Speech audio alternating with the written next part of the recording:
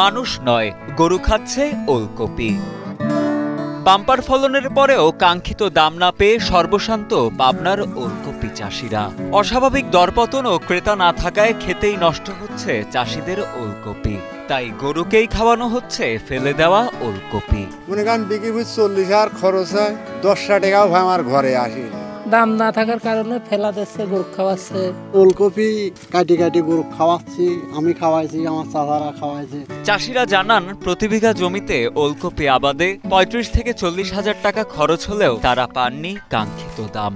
ধার দেনা ও সমিতি থেকে ঋণ তুলে জমিতে ওলকপি আবাদ করেছেন তারা, কিন্তু আবাদকৃত ওলকপি বিক্রি করতে না পেরে এখন বিপাকে পড়েছেন চাষিরা। এমনকি ঋণে জর্জরিত অনেককে বাড়িঘর থেকে পালিয়েও থাকতে হচ্ছে বলে জানান ওলকপি চাষিরা।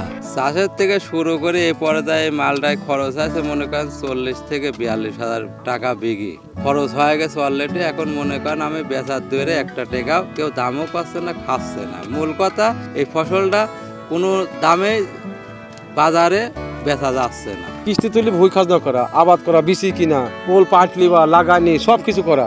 এখন এই ওলকপি ভুঁই ধরে, এখন ভুঁই ওলকপি কোনো ব্যাপারই লচ্ছে না, কেউ লেচ্ছে না, কোনো লোকের দাম লচ্ছে না। এখন ছাগল গরুওয়ালার কাটি কাটি লিজা খাওয়াচ্ছে, আমিও লিজাচ্ছি, লাস্টে কি করবো, এই তো অবস্থা।